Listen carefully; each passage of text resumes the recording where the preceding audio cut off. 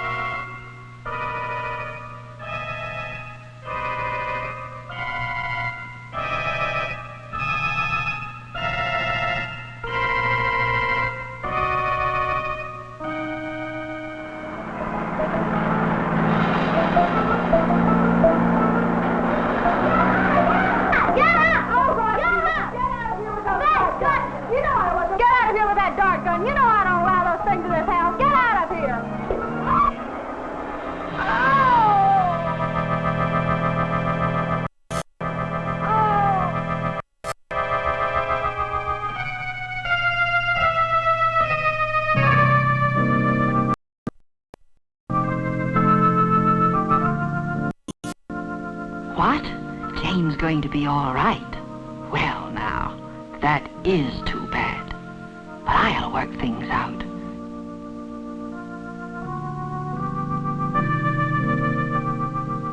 These stupid humans. They think things are responsible for accidents. Material things. Like that electric cord that caught Jane's foot. Sometimes they lay their troubles to junk piled on the stairs. Sometimes it's an iron on a shelf. Other times, ice on the sidewalk. Unlabeled bottles in the medicine chest. A bed rung in a ladder. Soup on the stove. Really, of course, any clock knows it's people who bring on accidents. The kind of people who don't know how to handle their emotions. That awful Martha. But I fixed her. Once I found that feelings were the key. It was so easy. Same with Ed Caldwell. He didn't like anyone calling him a grease monkey. And he certainly didn't know how to handle his feelings.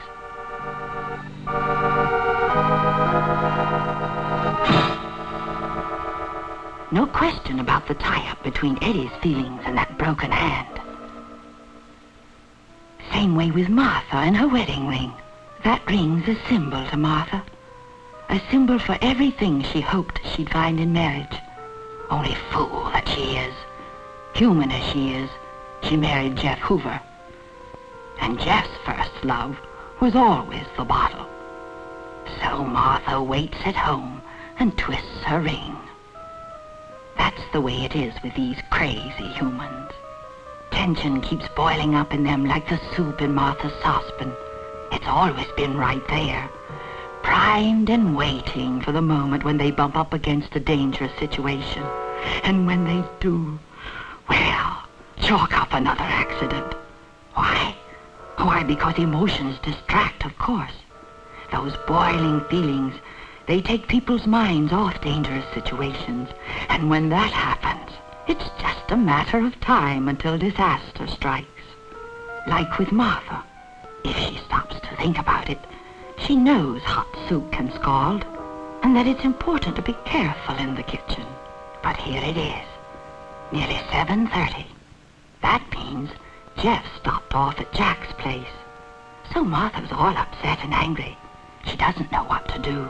And not knowing, she's blinded by the boiling up of her emotions.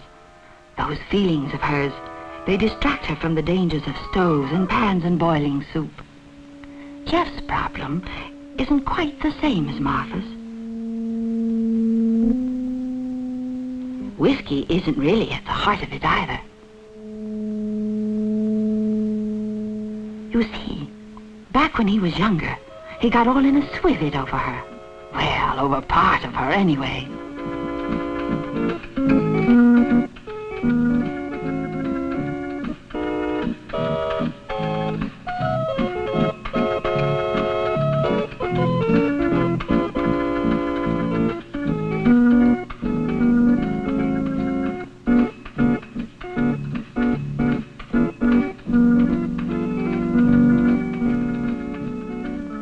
So they were married. Only then, Jeff found out there was just one thing wrong with Martha. She didn't have anything in that pretty head of hers but buckwheat batter.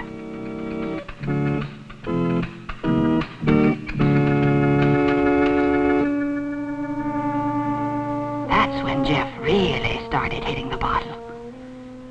He knows it isn't Martha's fault she's stupid, but she just plain bores him to tears. Trouble is, boredom's a distraction, too. If you're living in a dream world, you can't pay attention to reality. And that gives accidents a chance to happen.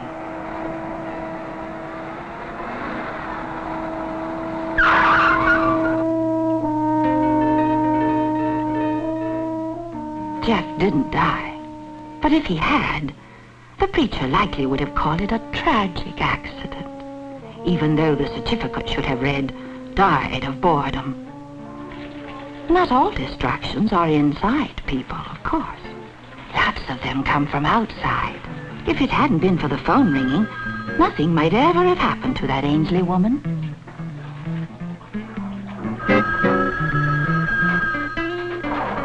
Poor Mrs. Ainsley. She always did wonder what that phone call was about. Even when it looks like a distraction's all outside, more often than not there are still some feelings mixed in somewhere. Like Sid. He claimed it was an accident when Patty banged her head. Actually, things were tight at the shop. When Sid tried to unload his tensions with silly horseplay, Patty got hurt. Or look at Jane. Because those two brats of hers were blowing off steam all out of control, she fell down.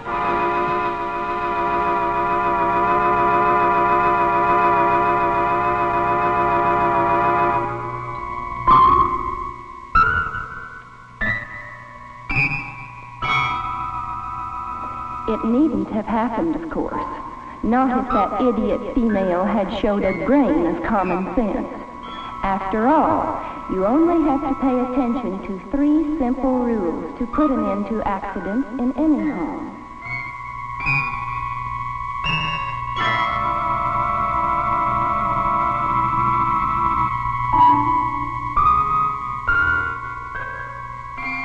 One, pay attention to your feelings.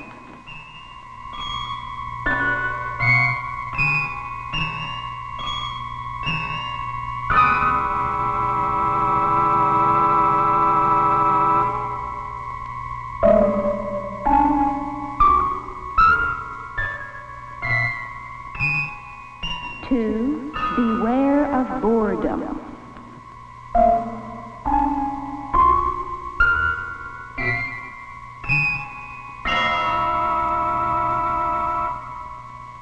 3, watch out for dangerous situations.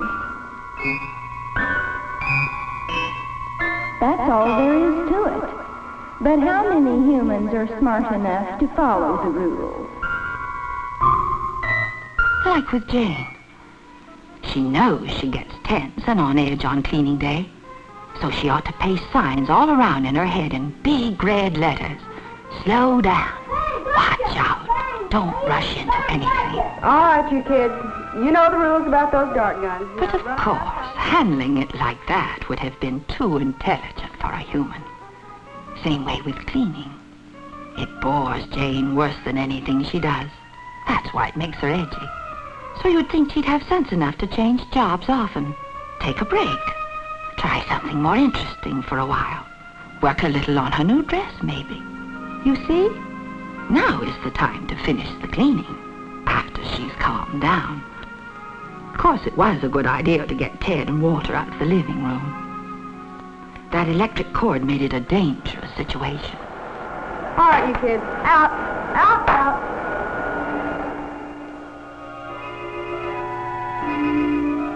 Jane wasn't that smart, though.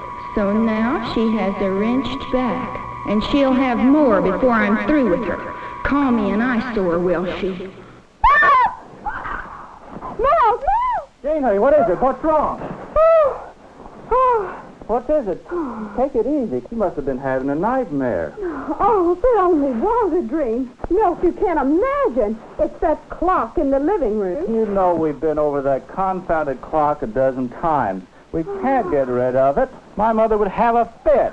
But it's alive. Talking to me. Taunting me. It hates me. That's why I had this accident. And it says I'll keep on having them. Must be those pills the doctor gave you. You're just imagining things. No, Mill. That clock talked. It did. It did. She's so right, of course. But she won't get anyone to believe her. And by the time she's up and about, she won't be sure of anything herself. But she will keep having accidents. She can count on that.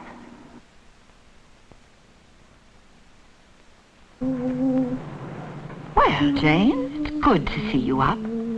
Can't get you down until you're up, you know. Now we need to set the stage for that next accident. Make it seem properly accidental. Tiger here should do nicely to trip over. A little temper will help, too. What's going on around here this morning? Aren't you going to get me any breakfast? Well, Your Majesty, maybe it's just about time you got your own breakfast. Now, an outside distraction to get things moving. Here we go. Jane, did you learn anything from that last time you had an accident? What are you talking about? Let go of me, you big baboon. You know what I mean. You're liable to break your neck if you go charging out of here in all directions. Please, honey. Milk, I must be crazy. And after that nightmare and all those good resolutions I made about being careful. Thanks, Milk.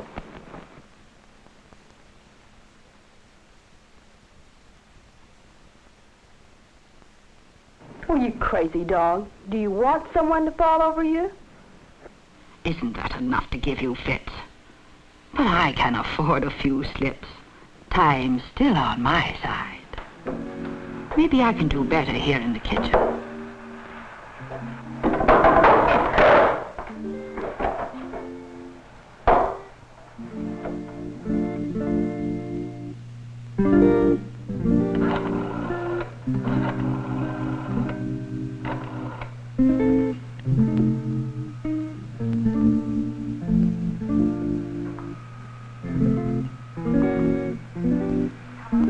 Hi, Madge.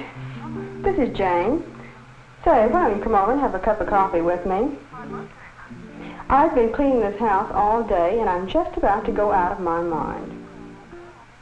Okay, say, bring that new pattern of yours. I'd like to look at it. Okay, I'll see you in a little while. Bye.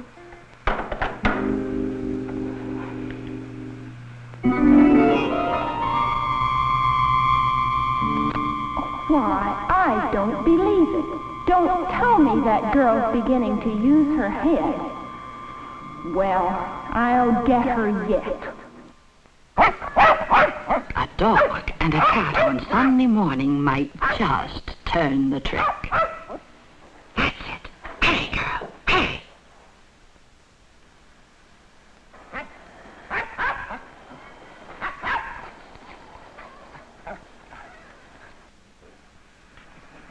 Hey, Jane. What gives?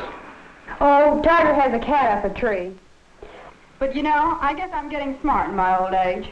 He'll just have to learn about cats on his own, 'cause I'm not about to go charging out there in my night clothes. So there, you old eyesore. Aren't you disappointed? Come on back to bed, you character. Why, that insolent young Jezebel. I'll teach her. Bang, bang! Bang, bang! Bang, I got you! Come on, draw! Well, I don't know. All right, now, Ted, you remember what Mom said. Oh, you draw. That's it, boy. Yeah, I Go did for it, it. Ted. Why, Walter, you- give me that gun. Get...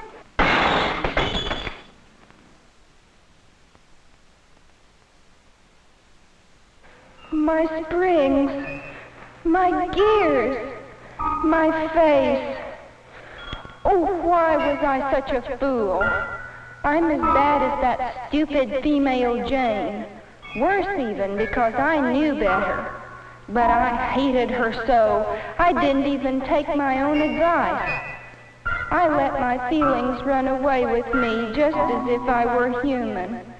So now there'll be another clock here taking my place. My place, and me a treasured heirloom, gift of Milt's own mother. Oh, why did I ever interfere when I knew that accidents are bound to happen when you take time out for trouble?